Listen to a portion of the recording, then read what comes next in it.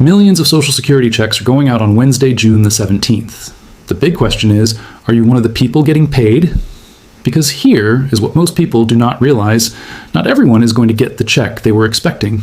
And today, I'm going to break down exactly who gets paid on June the 17th, show you the full remaining June payment schedule, and then cover 3 major updates that could affect your Social Security check right now. And one of them involves a brand new report that impacts every single Social Security recipient in every single state. We are going to talk about all of it. So let's start with June the 17th. June 17th is the 3rd Wednesday of the month. The Social Security Administration follows a very specific birthday-based schedule when it comes to sending out payments. If your birthday falls between the 11th and the 20th of any month, then June 17th is your payment day. That is when your Social Security retirement or SSDI benefit will land in your bank account or arrive on your Direct Express card. Now, if your birthday falls outside of that window, you're not getting paid on the 17th, and that is completely normal. That is by design.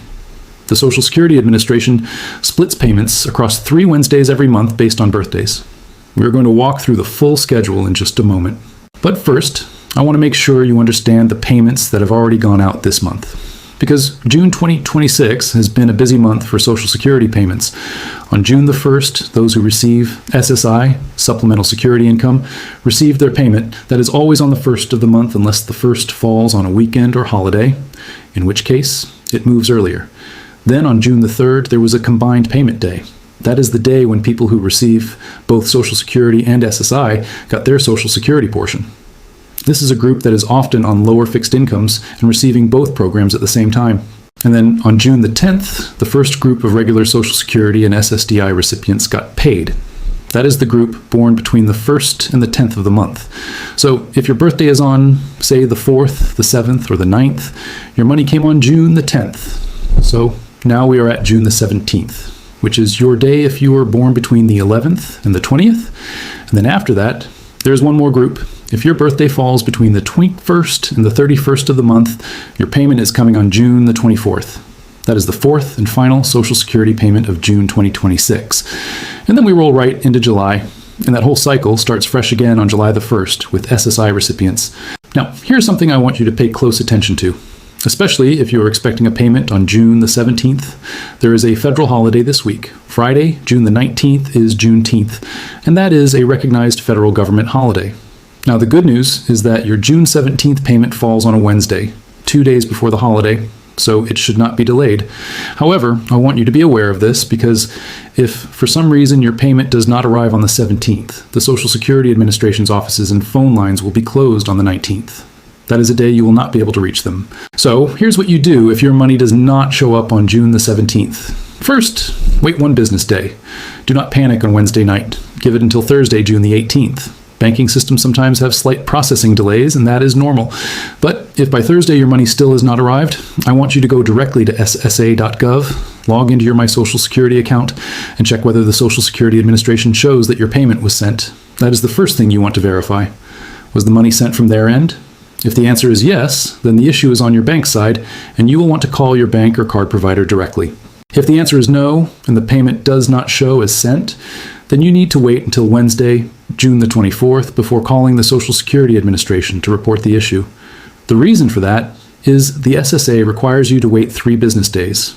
And with the Juneteenth holiday on Friday the 19th, that 3 business day window brings you to the 24th. Now, before you call them about anything related to your check, make sure you have your documents ready. Have your Social Security award letter, any recent notices they have sent you, your Medicare premium letter if applicable, and any pay stubs or income records if you have been working. Walking in prepared will save you a lot of time on that call. Now, let me talk to you about something that I get questions about every single month without fail. People look at their check, and it is different from what they expected, and they want to know why. And there are several reasons this can happen. And I want to go through them because one of them might apply to you right now.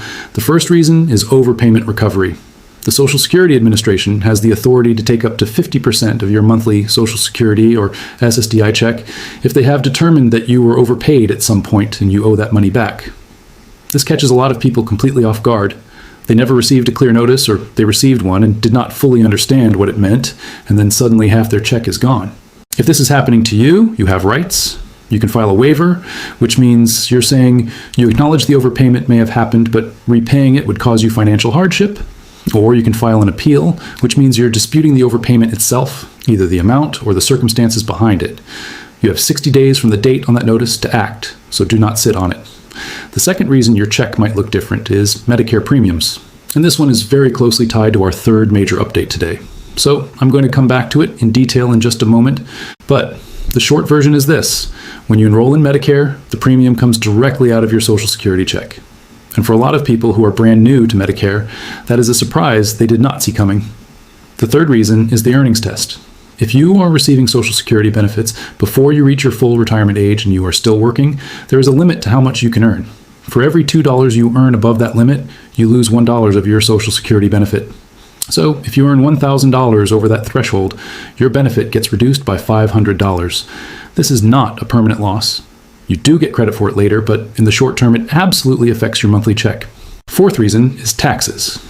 If at some point you filled out a form called the W-4V, you asked the Social Security Administration to withhold federal income taxes directly from your check. A lot of people do this and then forget about it, and then months or years later they are wondering why their check is smaller. Check whether you have that withholding set up if your amount looks off. And fifth, garnishment. This one is serious. If you owe back federal taxes and have not resolved it, if you have defaulted federal student loans, or if you owe child support or alimony, up to 15% of your Social Security check can be taken to pay those debts. The federal government has the authority to do this, and many people do not realize Social Security can be touched in these situations.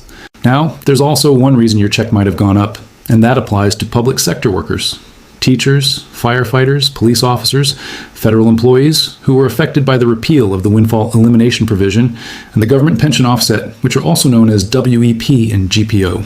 If that repeal applies to you, your Social Security benefit should have increased, and you may have even received a lump sum back payment. If you are in that group and you have not seen any change in your benefit yet, contact the Social Security Administration because that correction should be reflected in your payments. Now, let's move into the three major updates I want to cover today, because all three of these directly affect your money and your planning. The first update comes straight from the Social Security trustees. They just released their annual report, and the news is not great. The Social Security Trust Fund, the reserve fund that exists to cover benefits when payroll taxes alone are not enough, is now projected to run out of money sooner than previously estimated. The new projection puts depletion at the end of 2032. That is 1 to 2 years earlier than what last year's report said. Now here is what that means in practical terms. If Congress does nothing between now and 2032, the Social Security Administration would only be able to pay out approximately 78 cents of every dollar in promised benefits. That would be an automatic cut of about 22% for everyone receiving Social Security at the time. Retirees, disabled workers, survivors, everyone. This is not a scare tactic. This is the official projection from the people who manage the fund.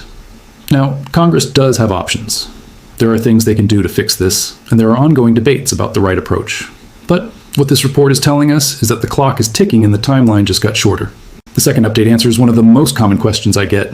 People ask, why does my Social Security check get smaller when I turn 65? They started collecting at 62, everything was fine, and then they hit 65 and their check drops. And they think something went wrong or they are being penalized. Here's exactly what is happening. So, when you turn 65, you become eligible for Medicare. Specifically, Medicare Part B, which covers your outpatient medical care, doctor visits, and preventive services. The Medicare Part B premium for 2026 is $185 per month. And here's the key thing. The premium is automatically deducted directly from your Social Security check.